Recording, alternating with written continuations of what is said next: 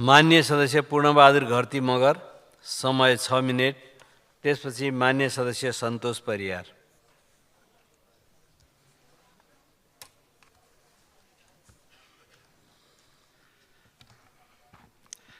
सम्मान्य सभामुख महोदय, लामो समय देशमा उत्पन्न सहकारी समस्या र पीडितहरूको आन्दोलन एवं सहकारीसँग नाम जोडिएको भनेको मान्य गृहमन्त्रीका विरुद्ध प्रमुख प्रतिपक्षी दलबाट सदन अवरुद्ध भइराखेकै बेलामा हाम्रो आर्थिक वर्षको बजेट कसरी आउला, यसको व्यवस्थापन कसरी होला भन्ने चिन्ता र चासोको बिचमा जसरी एउटा असाधारण परिस्थितिका बिचबाट एउटा सहज ढङ्गले बजेट प्रस्तुत भएको छ, म यसका लागि सम्माननीय प्रधानमन्त्री एवं शीर्ष नेताहरूप्रति हार्दिक सम्मानसहित आभार प्रकट गर्दै मान्य अर्थमन्त्रीज्यूलाई धन्यवाद व्यक्त गर्न चाहन्छु। सभामुख महोदय, सम्माननीय राष्ट्रपतिबाट प्रस्तुत सरकारको नीति तथा कार्यक्रम 5 दलीय गठबन्धनको 13 बुँदे साझा प्रतिबद्धतामा उल्लेखित प्राथमिकता र संविधानको मर्मलाई पछ्याउँदै संविधानको कार्यान्वयन, संघीयताको सबलीकरण, आर्थिक सामाजिक रूपान्तरणका लागि उत्पादकत्व सहितको आर्थिक वृद्धि, रोजगार वृद्धि र शान्ति प्रक्रियाका बाँकी काम सम्पन्न गर्ने कुरामा केन्द्रित भई बजेट निर्माण र प्रस्तुत भएको छ। म यसको सुरुमै समर्थन गर्न चाहन्छु। बजेटले मुख्यतः 5 उद्देश्य, 5 प्राथमिकता, 5 सुधारका रणनीति र 5 रूपान्तरणका महत्त्वपूर्ण क्षेत्रहरूमा 41 वटा शीर्षकमा 337 बुँदामा आफ्नो लक्ष्य प्राप्त गर्ने प्रतिबद्धता पेश गरेको छ। बजेट नेपालको तत्कालीन आवश्यकतालाई सम्बोधन गर्दै दीर्घकालीन दिगो विकासको जग बसाल्ने एक बृहत योजना सहितको रणनीतिक र कानुनी दस्तावेज हो। प्रस्तावित कानुनको तरारुकताका साथ निर्माण र तिनको प्रभावकारी कार्यान्वयन भएमा दिगो र समावेशी विकासको फराकिलो लक्ष्यमा पुग्न सकिन्छ भन्ने मेरो बुझाइरहेको छ। बजेटले समाजवाद उन्मुख अर्थतन्त्रको आधारशिला निर्माण गर्न आवश्यक पर्ने फराकिलो उत्पादकत्व वृद्धिलाई पकडेर नयाँ चरणको आर्थिक सुधारको घोषणा गरेको छ र समाजवादको पहिलो शर्त भनेकै उत्पादनमा वृद्धि र उत्पादक शक्तिको विकास हो, जुन बजेटले समेटेको छ। देशको आर्थिक क्षेत्रमा देखिएको चुनौतीलाई सामना गर्दै आम जनतामा आशा जगाउने र अर्थतन्त्रलाई गतिशील बनाउने उद्देश्यसहित बजेट तर्जुमा भएको छ। तदनुसार डिजिटल अर्थतन्त्र र हरित अर्थतन्त्रका लागि आर्थिक सुधार कार्यक्रम र सोको कार्यान्वयनका लागि आयोग गठन गर्ने लक्ष्य लिएको छ।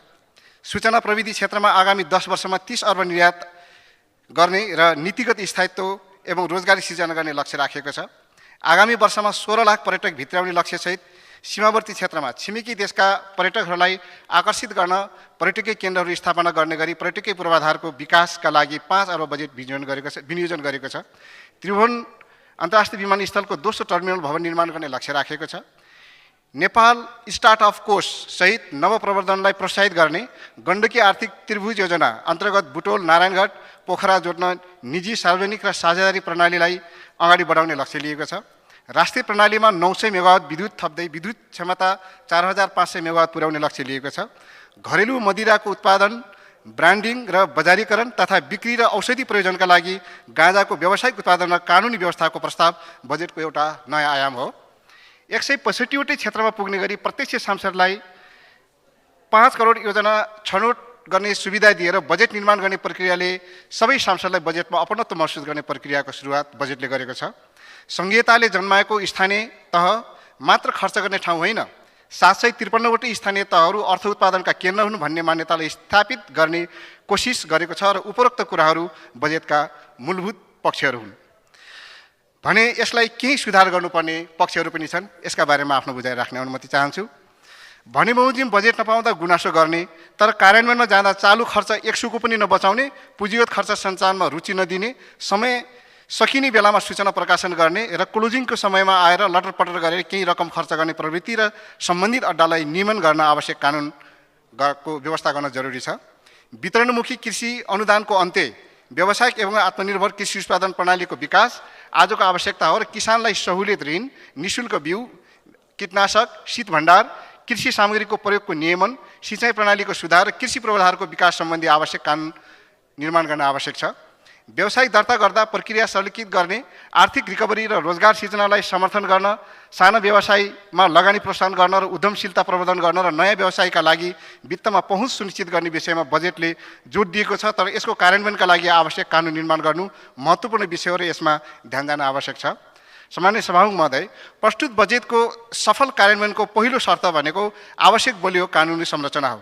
बजेटमा उल्लेखित लक्ष्यहरू प्राप्त गर्न नयाँ कानुन र विद्यमान कानुनमा परिमार्जन आवश्यक छ भन्ने कुरा बजेटले औल्याएको छ। यसका लागि आगामी दिनमा विधायकी कार्यलाई विशेष प्राथमिकताका साथ कार्यान्वयन गर्न सकिएन भने बजेट कार्यान्वयन हुन असम्भव छ। तसर्थ स्वास्थ्य क्षेत्रमा विनियोजित बजेटको कार्यान्वयन, चिकित्सा आपूर्ति, खरिद र वितरणको विनियमन, खोप सुरक्षा र जनस्वास्थ्य अनुगमनका प्रावधानहरू, सङ्घीय शिक्षा, निजामती र प्रहरी ऐन, शिक्षाको डिजिटल रूपान्तरण, पाठ्यक्रममा डिजिटल सिकाइको सरलीकरण र अनिवार्य गर्ने, डिजिटल साक्षरतामा शिक्षकहरूको तालिम, अनलाइन शैक्षिक स्रोतहरूमा समान पहुँच सुनिश्चित गर्ने र डिजिटल शिक्षाको गुणस्तर नियम, विद्यार्थीको गोपनीयताको सुरक्षा सम्बन्धी आवश्यक कानुनहरू निर्माण गर्न आवश्यक छ। सार्वजनिक र निजी साझेदारहरूलाई सम्बोधन गर्न, पूर्वाधार परियोजनाहरूको कार्यान्वयन र सुव्यवस्थित गर्न, वातावरणीय संरक्षणका निम्ति क्षेत्रको लगानी, प्रोत्साहन, सामाजिक सुरक्षा कार्यान्वयनको विस्तार, सुदृढ जालसाजी र भ्रष्टाचार नियन्त्रण आदि विषयहरूमा आवश्यक कानुन, नियमहरू र अनिवार्य आवश्यकता हुन्। यिनीहरूको निर्माण प्रक्रियामै बजेट कार्यान्वयनको सम्भावना र सफलता रहेको छ। यसमा सरकार र सदनको विशेष ध्यान आकर्षण गराउँदै आफ्नो भनाइहरू अन्त्य गर्छु। हस् त, धन्यवाद। माननीय सदस्य सन्तोष परियार, समय 5 मिनट। त्यसपछि माननीय सदस्य बिना जयसवाल। सम्मानित सभामुख महोदय, आर्थिक वर्ष 2081-82 को बजेटमाथि हामी छलफल गरिरहेका छौँ र यो छलफल अलि फरक तरिकाले पनि गर्नुपर्छ कि भन्ने मलाई लाग्दछ। विकासका हाम्रा अवधारणाहरू लामो समयदेखि हामीले जसरी विकास गरिरहेका छौँ, त्यो विकासले हाम्रो समाजलाई रूपान्तरण गरे कि गरेन, त्यो विकासले हाम्रा नागरिकहरूको हकलाई सुरक्षित गरे कि गरेन, यो प्रश्न कुनै पनि विकासका आयोजनाहरू बनाउँदा अब गर्नुपर्छ भन्ने मलाई लाग्छ। सम्मानित सभामुख महोदय, राजनीतिक आन्दोलनबाट स्थापित गरेका व्यवस्थाहरूलाई कार्यान्वयन गर्ने चाहिँ अर्थनीतिले हो, अर्थात् बजेटले हो। हामीले लामो समयदेखि जुन सङ्घर्षले राजनीतिक व्यवस्था स्थापित गरेका छौँ, त्यसको कार्यान्वयनमा हामीले हाम्रो अर्थ राजनीति बुझेनौँ र अर्थनीतिलाई तदनुरूप बनाएनौँ भने मलाई लाग्छ सम्भवतः त्यो व्यवस्था स्थापित हुँदैन। म आज विशेष गरी यो सम्मानित सदनमा नेपालको संविधानको धारा 40ले दलितहरूको जुन हक सुनिश्चित गरेको छ, यो बजेटले दलितहरूको त्यो हकलाई सुनिश्चित गर्न पनि यसले भूमिका खेलोस् र माननीय अर्थमन्त्रीले त्यहाँ पनि ध्यान दिनु हुन म सम्मान्य सभामुख मार्फत हार्दिक अनुरोध गर्न चाहन्छु। संविधानको धारा 40मा दलितहरूको समावेशिता, दलितहरूको शिक्षा, सामाजिक सुरक्षा, भूमिहीन दलितहरूलाई भूमिको व्यवस्था, त्यसै गरी बसोबास नभएका दलितहरूलाई बसोबास दिने सम्मको जुन कुरा छ, यो बजेटले त्यो पनि समावेश गरिस् भन्ने म सम्मानित सभामुख मार्फत माननीय मन्त्रीज्यूलाई आग्रह गर्न चाहन्छु। बजेट वक्तव्यमा माननीय मन्त्रीज्यूले दलितको हकको कुरा त गर्नुभएको छ, तर अब लामो समयसम्म हामीले संविधानले निर्दिष्ट गरेका कुराहरूलाई कानुन बनाएर कार्यान्वयन गरेनौँ भने यो संविधानमा व्यवस्था गरेको कुराको पनि खासै केही अर्थ हुँदैन। म फेरि पनि यहाँ जोड दिएर भन्न चाहन्छु कि हाम्रो अर्थ राजनीतिले हाम्रो समाज रूपान्तरण गर्न सकेन भने हामीले जस्तोसुकै विकासका अवधारणाहरू ल्याए पनि त्यसले तात्विक फरक ल्याउने छैन। संविधानमा धेरै कुराको व्यवस्था गरिएको छ र त्यसलाई कार्यान्वयन गर्न अर्थनीति जुन किसिमको चाहिन्छ त्यो कता कता हामी अलि बढी विकासवादी, अलि बढी भौतिक विकासमा हामीले जोड दिएको हो कि भन्ने मलाई लाग्छ। संहिता कार्यान्वयनका विषयमा पनि धेरै काम गर्न बाँकी छ। जनताका नागरिक अधिकार, मानव अधिकार र सांस्कृतिक अधिकारहरू बचाउन र त्यो अधिकारलाई सुनिश्चित गर्न पनि हामीले धेरै कुरा गर्न बाँकी छ।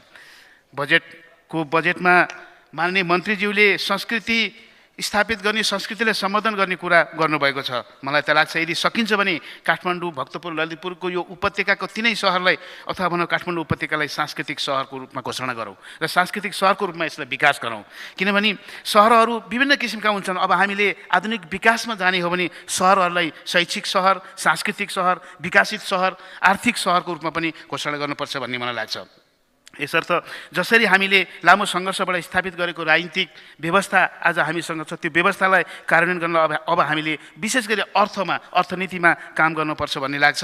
यो लगायत लैङ्गिक हिंसाका कुराहरू छन्, महिला अधिकारका कुराहरू छन्, ती सबैलाई कार्यान्वयन गर्न माननीय मन्त्रीज्यूबाट जो बजेट आएको छ, यो बजेट तुलनात्मक रूपमा बजेट समन्वयकारी छ, बजेट सन्तुलन छ। यो संशोधित बजेटको हाम्रो सबैभन्दा ठुलो समस्या भनेको कार्यान्वयनको कुरा हो। जुन किसिमको चालु खर्च र पुँजीगत खर्चको ठुलो खाडल छ, यसलाई पनि कहीँ न कहीँ हामीले कमी गर्नुपर्छ र अन्त्यमा फेरि पनि संविधानमा व्यवस्था भएको दलितका हक जुन धारा 40ले सुनिश्चित गरेको छ, त्यसको कार्यान्वयन गर्न माननीय अर्थमन्त्रीज्यूलाई विशेष आग्रह गर्दै सामान्य सभामुखमार्फत अनुरोध गर्दछु र मेरो भनाइ यहाँ टुङ्ग्याउँछु। धन्यवाद।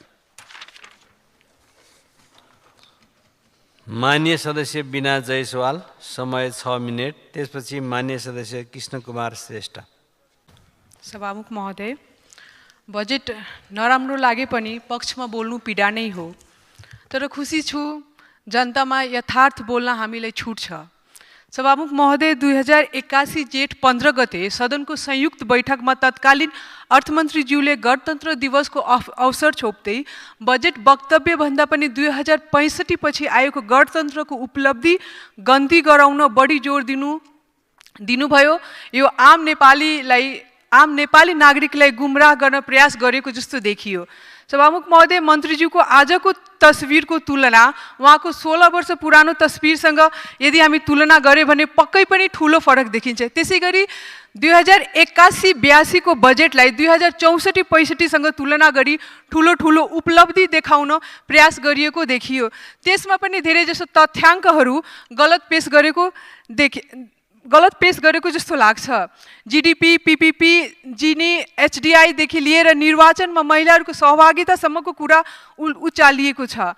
सभामुख महोदय, मन्त्रीज्यूले 2064-65 को जीडीपी 8 खर्ब 15 अर्ब रहेको आज 57 खर्ब पुग्नु भन्नुभयो, जबकि वर्ल्ड ब्याङ्कको डेटाले 2064-65 को जीडीपी 11 बिलियन भन्छ, यानी लगभग नेपाली रुपैयाँ 14 देखि 15 खर्ब हो। मन्त्रीज्यू, यो गणतन्त्रको उपलब्धि पक्कै पनि होइन, यो global economic growth driven era हो जहाँ प्रत्येक देशले विकास गरेको छ।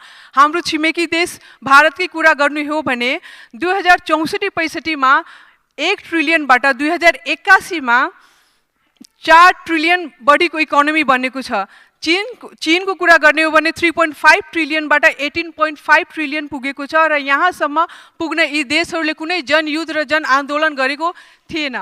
महिला सहभागिताको कुरा उठाउनु भएको छ, जवाब दिनुस् मलाई कि 2070 को चुनावमा 80% मतदाताले मतदान गरे, 2074 मा 68% ले मतदान गरे, 2079 मा मात्र 61 ले। अनि यो कसरी घट्यो त? कहाँ गए त मतदाताहरू? खाडीमा? तथ्याङ्कमा यो पनि सामेल गर्नुहोला। देशमाथि इन्टर्नल तथा एक्सटर्नल लोन 23 खर्ब 97 अर्ब छ, मतलब प्रत्येक नेपालीमाथि 77,000 ऋण छ। थप यस वार्षिक बजेटको इन्टर्नल तथा एक्सटर्नल लोन जोड्ने हो भने 5 खर्ब 57 अर्ब थपिँदैछ, मतलब यस वर्ष प्रत्येक नेपालीमाथि 18,000 ऋण अझै थपिँदैछ। अब टोटलमा 77,000 प्लस 18,000 इक्वल्स टु 95,000 ऋण प्रत्येक व्यक्तिमाथि छ, प्रत्येक नेपालीमाथि छ। यो हो गणतन्त्रको वास्तविक उपलब्धि। मन्त्रीज्यू, नोट गर्नुहोला 2064-65 को वार्षिक बजेट 1 खर्ब 69 अर्ब र गणतन्त्रको पहिलो सरकार 2065-65 मा बनेपछि 2 खर्ब 36 अर्बको बजेट बन्यो, जुन कि यस वार्षिक बजेटको प्रपोज ऋण भन्दा पनि 3 गुणा कम बजेट थियो। यो तपाईले दिएको तथ्याङ्क ऋणको देन हो कि गणतन्त्रको? जवाफको लागि म प्रतीक्षा गर्छु। साथै उद्योगहरूलाई चाहिने फर्निस ओइलमा 5% भन्सार दर लगाएको उद्योगिकहरूलाई आर्थिक भार थप्न खोजिएको छ। सभामुख महोदय, अहिलेको यो आर्थिक मन्दीमा यो 5% थप भार ठेक्न सकिँदैन, त्यसैले यसलाई तुरुन्त हटाउन म सभामुख मार्फत अर्थमन्त्रीसँग माग गर्न चाहन्छु। धन्यवाद।